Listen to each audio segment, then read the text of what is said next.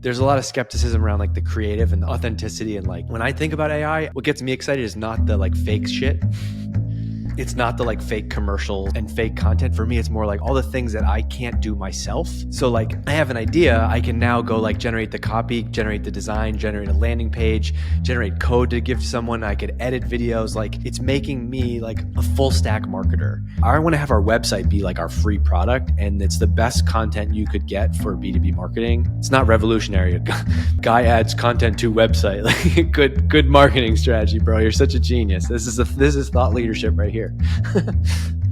I just asked Dave Gerhardt what's working for him in marketing today. Dave has over 100,000 followers on LinkedIn. He's known as one of the top B2B thought leaders in marketing today. He has a thriving community called Exit 5 with, I think, over 5,000 subscribers at this point, or community members, I should say. He's a former CMO, has worked with notable entrepreneurs like David Cancel, and he's an author of Founder Brand, which I've read countless times. I like this episode because we get into a lot of tactical things that you can apply to your content marketing today, mainly on LinkedIn, which is a hot topic, and by leveraging AI, which is another hot topic. I couldn't be more excited for the show today. So without further ado, let's get into it. So tell me, what's working for like you? What's working right now, like December 19th, 2024, right now? Right now, yeah. Oh man. Well, what has worked? What has looking? We're at the end of 2024. Yeah. I got answers to both. I think I'm trying to think of like, for me, like there's like there's kind of two sides of marketing that I see right now, because I'm running and growing a business. And so there's like marketing things that we're doing in the business. And then also because of my job, I talk to lots of like CMOs. And so there's like what's working for them. And I think there's probably for both of us, I think AI is the number one thing that I'm excited about. And it feels silly almost saying it at this point because it is such a thing, but I feel like I'm like, you should try this thing. You should try the internet. Like the internet's going to blow your mind. But there is, and I'm sure you've seen it, right? There's kind of like two camps of people that are talking about AI. It's either like you hate it, you think it's the worst thing ever, or like you fully believe in it and it's going to change business. And I'm a big believer in the camp of it's going to change business. And I think marketing in particular is perfectly suited to be disrupted and improved through AI. There's a lot of skepticism around like the creative and the authenticity. And like, when I think about AI, what gets me excited is not the like fake shit. It's not the like fake commercials. And for me, it's more like, and fake content. For me, it's more like all the things that I love marketing. I love doing the marketing, all the things that I can't do myself. So like, I have an idea, I can now go like generate the copy, generate the design, generate a landing page, generate code to give to someone. I could edit videos. Like it's making me like a full stack marketer. And that's what's super exciting about AI. For me, it's not necessarily this like, did you see the Coca-Cola ad was made by AI? Like that's not the AI that I care about. Yeah. For me, it's like all the things that are possible in a small business, like our team at Exit 5 because of AI, like the leverage we have. We have a team of 5 people. It feels like we're doing the work of 50 people because of the tools we have. And then even for the bigger CMOs, what's going to be possible inside of their organization. And so, I hate to say the obvious thing in the room, but I think it's AI. And I'm thinking about it like this is 1999 before I got on, AOL, before I got Instant Messenger.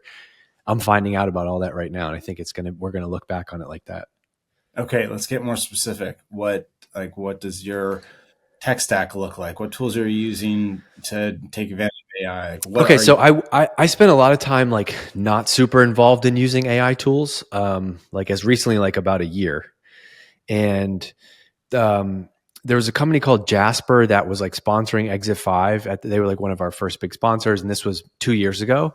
And so I actually started using that. That was the first time, even before using ChatGPT, I used Jasper, and I was like, oh, whoa. As someone who writes a lot for a living, like this is pretty cool. I can give you a style and I can like get a draft of something. I can research with someone. But then beyond that, I didn't use much. And then going into this year, I was like, all right, I really got to try to like make this part of my workflow. Everyone that I've seen that's grown really fast in their career has been an early adopter, and I'm just naturally not. I don't know why. Like you're close with Heaton, right? Like that guy is using, the tools that you're going to use like 6 years from now.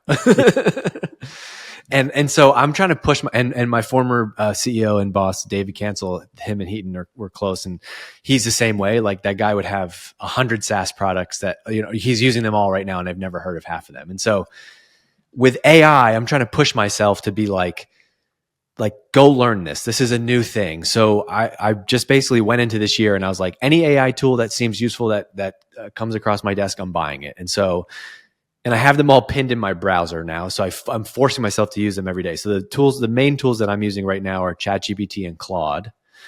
And then in the third tier of that is sometimes Perplexity. And then now obviously there's been a bunch of stuff that's coming out with Gemini. And so I use them all because I feel like those four tools are all pretty similar.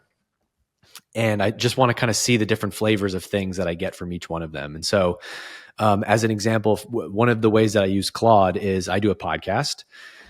And at the end of every podcast, I got to do the intro because we're doing like YouTube videos, right? And so I just spent an hour talking to someone and I'm like, oh, damn it, I got to put the camera back on. And I can be like, hey, I just talked to Will Nelson about, it's a small detail of like being a creator, and I got to do it. And so I was like, oh, you know what I could do? I should just have Claude just like we should just build a template for this. And like after the interview, I can basically give Claude the transcript of the interview and it can just generate me the introduction. And then I just sit there and read it. So that's like something that I built this week, actually, that I am already using a ton. So I said, hey, I have already done an intro before. So I grabbed the intro that I wrote. I said, hey, here's an introduction I did for my podcast with Will Nelson. I think this is good. This is what good looks like. Let's consider this a good one. Tell me why it's good. Okay, well, it has a hook. It has an introduction. It's about a minute long. It's like 30 seconds long. And da-da-da. Okay, great. Now we have a prompt. Then I said, okay, here's 5 other good ones that I've written. Okay, got all the patterns. Then I've given it 5 to 10 podcast transcripts and I've trained it on that and said, okay, this is what my podcast talks about. Now I'm done with the interview. I just write a quick prompt. Hey, I just did an interview with Will Nelson. I'm going to give you the transcript. Here it is. Please help me generate an intro for this. 30 seconds later, I get, 3 paragraphs of text and I have my intro done. Boom. Things like that are saving me so much time and also making my work better. I've also done I've taken from my LinkedIn account, I use this company called Shield for like LinkedIn analytics, and I don't actually know how it's better than regular LinkedIn analytics, but the difference is I can download all my posts and the post data. The max export that I could fit into Claude was the last year of my LinkedIn posts. LinkedIn's the number one channel for my business. So I had Claude analyze the 365 posts. We sorted it by engagement. Okay, here's what a popular post looks like. I've trained it on a bunch of my emails, my past posts, the way that I write. Now I can have an idea. And so like before, I had this in my Apple Notes. I was in my car before and I shouldn't have been doing this, but I had an idea for a LinkedIn post where I was like, yeah, people think consumer purchases are emotional. B2B is actually a more emotional purchase than B2C. I can sit on my couch scrolling on Instagram and buy another pair of golf pants for $100. And if I don't like them, I don't like them. But if I'm buying a $250,000 piece of software for my business, of course that's more emotional. So I had that idea and I wrote it down. Now I have this backlog of LinkedIn stuff. And so like tomorrow, usually I start my day writing on LinkedIn. I can go there. I can say, hey, can you help me write a post about this topic? And I can get an idea that's based on my style and tone. So stuff like that, dude, is blowing my mind.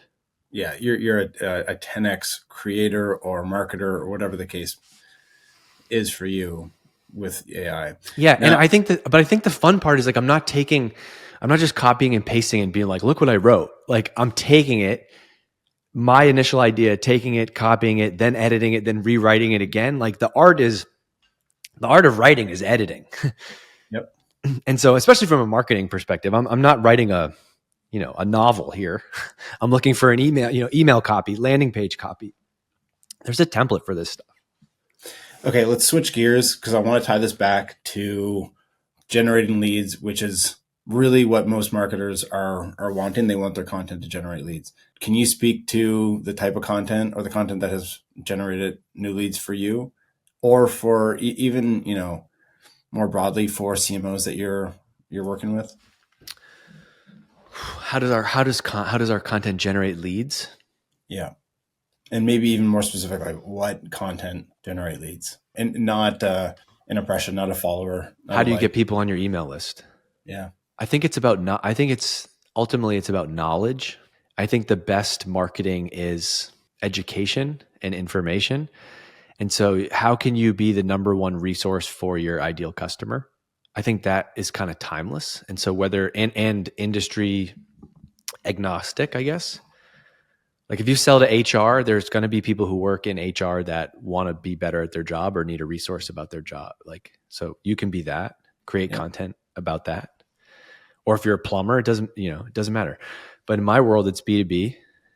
And so I think a lot of times what wins in B2B is knowledge and education. And so I would be creating content that you have to put in your email address to get. And so that could be exclusive research or content. It could be something like with Exit 5, we have a private community. The only way to get in that, you can pay, obviously, but the emails in exchange, you could have something for free. But I still think that even in the world of TikTok and YouTube Shorts and short form video, I think having an email list is the number one asset you can build and create, whether you're selling a SaaS product or like hoodies. It's kind of universal. And if you have an email list, you have like the power to reach your audience. And so whether you're like, if you're Kim Kardashian or whatever, you have, a billion followers on Instagram, you post a message, right? But if you're a business, even a person, you can be Will Nelson, right? To have an email list and be able to like when we want to sell tickets to our event, what do? We send an email. We sell tickets because we have an audience, right? Okay. And so I would always be trying to drive people to the email list. And the way that I would do it would be through specific knowledge. And people love examples, tactics, playbooks. And so you can curate other people, like you can curate or you can create original content. Maybe you have original research. You have a strong point of view about the industry that you're in. And then you can choose the format of that content. Is it written content? Is it video content? Is it social media content? But I'd be trying to drive everybody to an email list, even from social. Yeah. And do you think are you pretty agnostic to the format of content? Let's say on LinkedIn. So let's say that it needs to be educational and it needs to Yeah. reflect emails. Does the format matter? Yeah. The format on LinkedIn doesn't matter as much. It can be text, it can be video.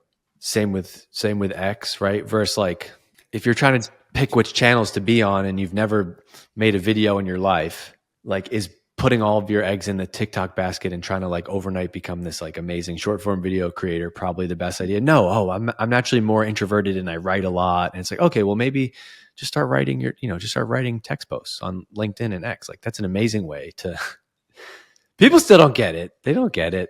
Social media there isn't like marketing and social media. Social media is the way to do marketing today. So I used to work at Radian 6. Yeah. It was acquired by Salesforce. Sure. Like social listening. And yeah, that was OG social. I used to work at Constant Contact, which was like an email software, and like they were in that kind of space, and that was like the OG. Yeah, if you're an enterprise social media manager, you're using Radian 6. Anyway, totally. your story. Sorry. Yeah, they exited for 370 million. Tons of validation for what they were doing. Yet every call, I had to pitch them on the idea of social media, and still to this day, it's like yeah. On social. Well, but like. This is what's crazy, right? Like, you know how easy marketing is if you are famous? Right. Yeah. Like, who's a celebrity? Jake Paul. Yeah. Let's stick with the Kardashians. How does Kim sell a product? Should she come up with a big marketing plan for that? They could, or she could just like post a message on Instagram and says like, this product now available. Yeah. I mean, that's exactly right. But then we're in B2B and we're like, or whatever industry, and it's like marketing is this. Nope. It's about distribution and having an audience. And then once you have an audience, the rest is easy. Yeah. Yeah. The theme of 2025, Heaton and I were just talking about this, is distribution in capital letters. Nice. That's sick. Yeah. Sure. But it's amazing. It's amazing. It's like there's so much like we sold out tickets to our event. We're on a smaller scale. We sold out tickets to our event, 200 people in Vermont in 48 hours. And we sent one email and I posted on LinkedIn about it. Yeah. Right. And that's not huge. It's not like this huge feat. Like we didn't sell out a stadium or anything, but like, man, it's not overnight success. Like, you've been building your brand for a long time. Sure. And that's the benefit of it. It's like, Gary Vee has preached that for years. You grow this thing and then you get to harvest it. And I just think that it's too easy to just go into the direct response marketing trap and like everything has got to be about the sale. I think it's like the way the companies I've been at and I've seen, it's like create the thing around the thing that you sell. And then everyone is warm to then you can sell to them. Right. Mhm. And so it's like, if you sell skateboards, like you should start by being like the skateboard magazine and get everybody to like you and know you and trust you. And then the skateboard inside of the skateboarding magazine, you're like, by the way, we're launching our line of boards. Like they look sweet. Buy from us. They're going to buy from you. Yeah. Yeah. I mean, that's what I'm trying to do with What's Working, the name of this thing. I'm trying to add as much value to B2B marketers that I can. And if they want to do business with me because they like me, then great. Yeah, and I think so. You're doing a good example of the thing that I'm talking about, which is like you're like, let's make really specific tactical videos. Let's not ask Dave about how he got promoted to VP of marketing. Right. Exactly. You're like, no, tell me, and I just went super specific and nerded out on how I'm using Claude to like write that's interesting content to somebody because it's specific. I want to be conscious of time here. Let's wrap up with how you're thinking about I can probably guess, but how you're thinking about your marketing in 2025. Like, is there anything different that you're going to do? Anything that you're going to do a lot more of? Yeah. Yeah. Well, so this was really like official year one of my business. And we've grown from just Dave's solo operation to a real company and a real team. And so one of our marketing themes in 2025 is just double down on what's working. And so we did one event this year and it was great. We're going to do 4 events next year. Our podcast is going well. We're going to invest more in the podcast. And so we don't have, it's not as much new, sexy stuff as we're going from like, we went from 0 to 1 and 1 to 2. But I would say one of the biggest tools for us is video. So just internal and external communication. So video clips, like content from a video clip standpoint, is performing awesome right now. It doesn't get like the video clips that I post don't get as big as like a text post, but the engagement is really high quality. And so there's definitely something there with like LinkedIn video, and then specifically vertical video. There's a noticeable difference between if you post a video, like LinkedIn knows if it's horizontal or vertical. And if I post a vertical video, it gets more impressions because I must get in the video tab, or LinkedIn says, oh, these people are actually smart and they did a vertical video, so we're going to give it more points. I see you nodding. You notice the same thing? Oh yeah, it's wild. Yeah. So we're just trying to do more of that. Like it's kind of, I'm just thinking like clips first now. Like we did this virtual, like a holiday webinar with our community, and it was fun and funny. And this afternoon, I'm going to go in and I'm going to make a clip from that. And that's like the distribution. And so like everything's being filmed. And so after everything, we try to like film it all, cut it up into clips, and then we have it, whether it's an in-person event, a virtual event, a team meeting, a podcast. So continue to double down on video, and then continue to find like efficiencies with AI, right? We're a media company, a content business. I have 200 episodes of the podcast that I've done with like some of the best CMOs and marketing leaders. I don't know what's possible with that content, but there's something. And, with the transcripts alone from those interviews, I have, years worth of social content, years worth of newsletters. We can go through the most downloaded podcasts and figure out who the best guests are to speak at our event. It's just been such an incredible play. And so there's still a lot with our type of business, which is a content business, and AI. A lot is really exciting right now. I think if you have that library, the lowest hanging fruit is to go back through and summarize the information into a report and then give it away. Yeah. Or put it in an email. Dude, we've done nothing on the website. We get like 10,000 website visitors a month, and it's all branded search. And I'm thinking about this year, like we have a paid product, which is the community. If I could do it again, I would have a free tier of the community, because I think that's a great first step, but I can't rewind that now, and it would just eat away at everything. So I want to have our website be like our free product, and it's the best content you could get for B2B marketing. It's not revolutionary. Guy adds content to website. Like good marketing strategy, bro. You're such a genius. This is thought leadership right here. But for us, we just haven't had it. And so like I would love to just have an article a website that has like 25 to 50 articles about like how to do a board meeting deck, how to run a one-on-one, how to do X, Y, and Z as it relates to B2B marketing. So we're going to invest a lot there. And I think we're bullish on how AI is going to help us generate that content instead of it taking a year and like being, 3 people's full-time job. It worked for HubSpot, so maybe it worked for you. Yeah, it was a different era, but yes. Yeah, that's true. I'm betting on our brand instead of like SEO really, because I feel like we see how much people share our podcast and stuff. And so like, I feel like people are going to, if we tell them that it exists, hey, there's a big search on exit5.com now. And so if I could do an ad on my own podcast, it'd be like, hey, did you know you can now go to exit5.com and you can search for anything you want there? How, ABM, demand gen, go to exit5 search. Like we can make it a habit in people's day. And I think that's how we would grow it. Right. Yeah. Brilliant. Okay, that's a wrap for today. If you want more conversations like these with B2B marketers, make sure to follow. And I download all of these conversations into an Airtable and break them down for you to figure out what's working, how marketers got them to work, so that you can get ideas and inspiration for your own business.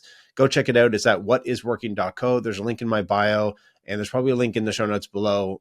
Thanks for watching, and I hope you enjoy that free resource.